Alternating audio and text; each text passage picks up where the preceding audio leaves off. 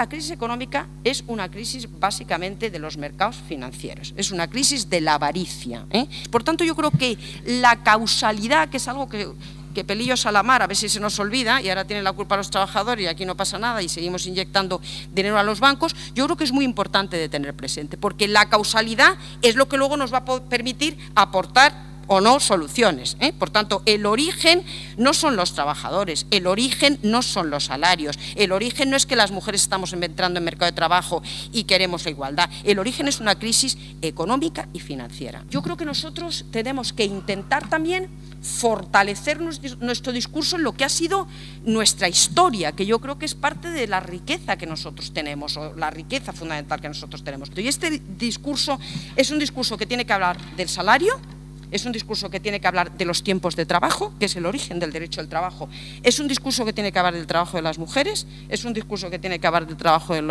los jóvenes, es un discurso de salud laboral y es un discurso de derechos colectivos. Esto estaba en el año 1900. La reforma, la ley de reforma del mercado de trabajo, la última ley de reforma, básicamente lo que busca, según dicen ellos, es más productividad y recorte del desempleo, de los niveles, más ocupación, recorte de los niveles de desempleo. Estos son los dos elementos que desde la ley se busca. Vamos a ver cuáles son las contradicciones o vamos a ver cómo se busca esto. En primer lugar, se dice, hay que recortar la contratación temporal. Vamos a ver, lo que se recoge en la reforma para la contratación temporal son contratos temporales en los que no hay nada más y nada menos que 3 años de duración y en los que a través de negociación colectiva se pueden meter otros 12 meses más, con lo cual, oiga, pues menos mal que solamente vamos a tener contratos temporales de 4 años y además permitido en la norma, ¿no? O sea, yo creo que la lectura positiva que se está haciendo de la contratación temporal, tal y como se recoge, yo creo que no es tal lectura positiva. Yo aquí creo que hay que hacer una crítica bestial a la duración excesiva de esos contratos. Por tanto, estamos reforzando con un pequeño maquillaje el tema de contratación temporal, pero la sucesión de contratos yo creo que es la clave. Y aquí hay normas europeas, y yo creo que estas normas europeas, en mi opinión, se están absolutamente violando. El despido, lo que se hace básicamente en la reforma es abrir más la causalidad del despido adaptativo, el despido que tiene como origen una necesidad de la empresa.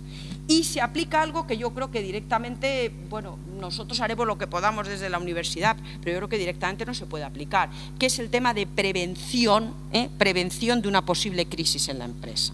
Se dice, bueno, cuando usted prevea que va a tener un problema, pues usted ya vaya despidiendo porque así va adelantando trabajo. Pues mire, yo perdone, pero es que creo que esto no se puede aplicar jurídicamente. Es que el derecho no regula situaciones preventivas. Bueno, yo creo que nuestras alternativas tienen que ir básicamente por 2 vías. Yo creo que los 2 grandes sectores que hay son, por un lado, nuevas tecnologías. Yo creo que ahí hay gente joven hipercapacitada. Yo creo que nosotros tenemos que, con todo el tema de empleabilidad, ver un poco por ahí cuáles son las alternativas.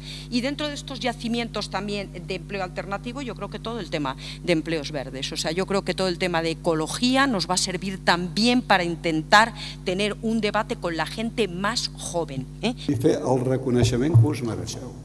Us mereixeu, que mereixeu per mi. No soc cap jutge infal·lible per anar repartint reconeixements, no? Però és veritat.